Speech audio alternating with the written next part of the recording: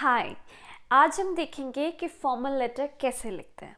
ठीक है, तो जब आपका सीबीएसई का एग्ज़ाम होगा तो सबसे पहले सबसे इजी फॉर्मेट, बस यही एक प्रॉपर फॉर्मेट है फॉर्मल लेटर को, और इसके अलावा आपने कुछ नहीं करना है। ठीक है, तो सबसे पहले बिल्कुल बेसिक देख लेते हैं। नेम ऑफ जो भेज रहा है, जैसे मैं भेज रही हूँ letter, so I am sending the letter, तो जो भी सेंडर है सबसे पहले उसका नेम एंड एड्रेस के, मतलब हम अपने आप को इंट्रोड्यूस करेंगे, है ना। और फिर उसके बाद में एक लाइन स्किप करेंगे, डेट, मैं इस डेट को इस इंसान को भेज रही हूँ लेटर, इस चीज़ के बारे में। फिर आप उसको सैल्यूटेशंस लिखोगे उस पर्सन के लिए। फिर आपकी जो भी स्टोरी आप वो एक्सप्लेन करोगे, उसको थैंक यू बोलोगे, और फिर आप बताओगे कि हाँ ये जो कुछ लिखा है सब सच लिखा है, अपना नाम लिखोगे, दैट्स इट। अब इसको डिटेल में अगर हम देखें पार्ट बाय पार्ट तो कैसे, तो सबसे पहले हम क्या करते हैं, सेंडर का नेम लिखेंगे और डेजिग्नेशन। अब जो भी डेजिग्नेशन है, मेरी मैनेजर या जो भी दे रखा है वो दिया हुआ है तो ठीक है, नहीं है तो कोई बात नहीं। फिर एड्रेस। अब अगर जब हम ये तीनों चीज़ें लिखते हैं तो मोस्टली हमारा 4 या 5 लाइंस इतने तो लग ही जाते हैं इजीली। ठीक है, तो नहीं तो अगर डेजिग्नेशन नहीं होता तो जनरली तीन चार लाइंस, कभी कभी 4-5 लाइन में चला जाता है, पर कोशिश करो 3-4-5 मैक्सिमम। अगर डेजिग्नेशन भी है तो कई बार मतलब कि इतना हो जाता है। फिर एक लाइन आप क्या कहते हैं स्किप करोगे, फिर डेट लिखोगे। लाइन हम हर ब्लॉक, ये जो है काफ़ी सारे ब्लॉक्स है, राइट। अच्छा, फॉर्मल लेटर जो है हम फुल ब्लॉक स्टाइल में लिखते हैं। फुल ब्लॉक स्टाइल का मतलब होता है सारा कुछ लेफ्ट से शुरू होता है, यहाँ से शुरू होता है। ठीक है, आप कुछ भी इस साइड नहीं लिखते, सारा कुछ लेफ्ट साइड में, सारे ब्लॉक्स आपके लेफ्ट साइड में होंगे। अब जो है लाइन हम इसलिए छोड़ते हैं ताकि हाईलाइट हो ये चीज़ अच्छे से, मतलब कि ये ब्लॉक अलग दिखे, ये ब्लॉक अलग दिखे, तो लेटर के जितने भी ब्लॉक्स हैं वो सारे अलग अलग नजर आए, इसलिए लाइंस छोड़ते हैं। आपने सेंडर का नेम एड्रेस लिखा, एक लाइन छोड़ी, फिर डेट लिखेंगे आप। अब डेट का फॉर्मेट क्या होता है फुल ब्लॉक स्टाइल में। अब जनरली आपको 2 फॉर्मेट्स बताए जाते हैं डेट के। एक हो गया, जैसे आज जो डेट है वो है क्या कहते हैं, दिसंबर 11th 2020। ठीक है, अब जो है ये फॉर्मेट सही है, बट ये फुल ब्लॉक स्टाइल में ये एक्सेप्टेबल है अगर आप जो लेटर लिख रहे हो वो यूएस या कनाडा में है। लेकिन बाकी बचा हुआ जो रेस्ट ऑफ द वर्ल्ड है वो क्या फॉलो करता है फुल ब्लॉक स्टाइल में, वो ऐसे नहीं लिखते लेटर में,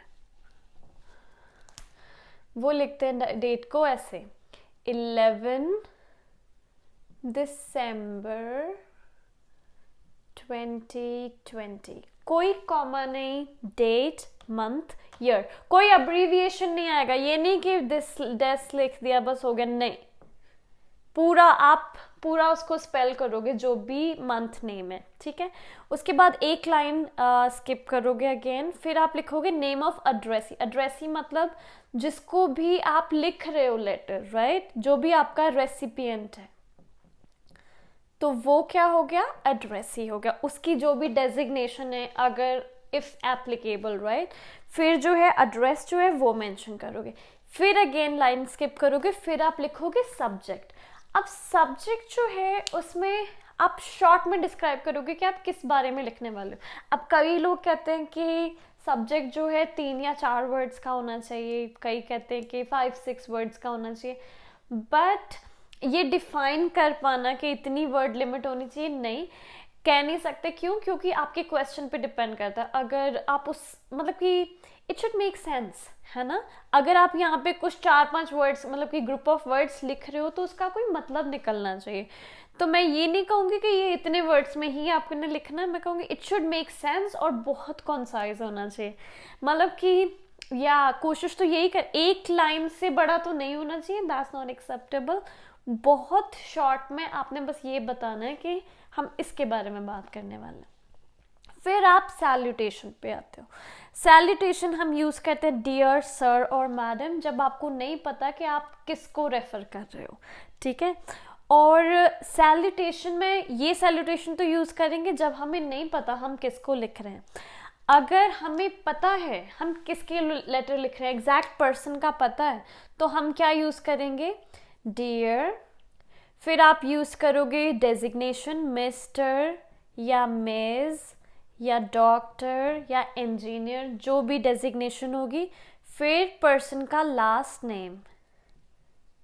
आपको पता है मिस्टर या मिस के साथ कभी भी इंसान, पता है कभी भी जो सही फॉर्मेट है नाम को लिखने का मिस्टर के साथ, या तो केवल लास्ट नेम यूज करोगे, लास्ट नेम का मतलब होता है सर नेम, या तो सिर्फ वो लिखोगे जैसे मिस्टर कुमार, ओके, या फिर आप लिखोगे मिस्टर राजकुमार।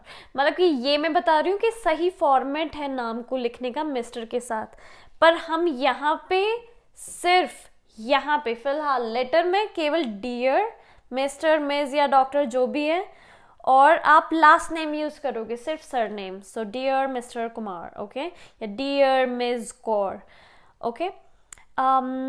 या फीमेल के नाम के लिए आप कभी भी मिस या मिसेस यूज नहीं करोगे, नेवर एवर, ओके।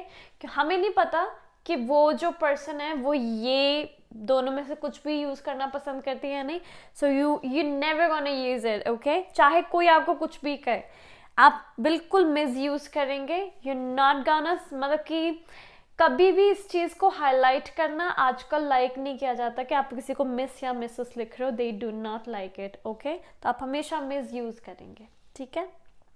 और ठीक है, सैल्यूटेशंस हो गए।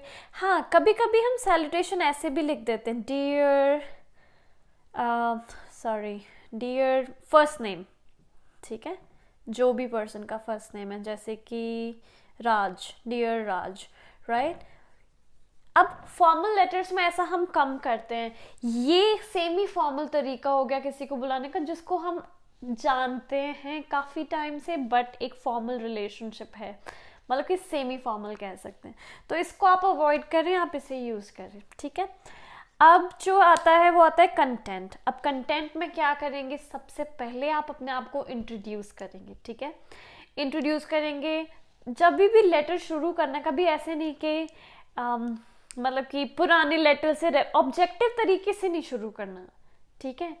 मतलब कि कभी भी शुरू कर रहे हो तो आई am this this this, personal इस तरह से लिखना है लेटर कि सामने वाला जो पढ़ रहा है उसको ऐसे लगे कि ये मुझसे बात कर रहा है, ऐसे नहीं लगे कि ये मुझे उपदेश दे रहा है। कि एक होता है ना नोटिस लगा हुआ होता है, सूचना पत्र है ना, all the students are notified, right, इस तरीके से नहीं फीलिंग आनी चाहिए लेटर पढ़ने के बाद कि ये नोटिस भेजा गया है। There is a difference, okay. Letter पढ़ के इंसान को ऐसा लगना चाहिए कि ये मेरे लिए लिखा गया है, जो इंसान, मतलब कि आप वो लिखोगे जिसमें ऐसा फील हो पढ़ने वाले को कि आप उससे बात कर रहे हो, ठीक है।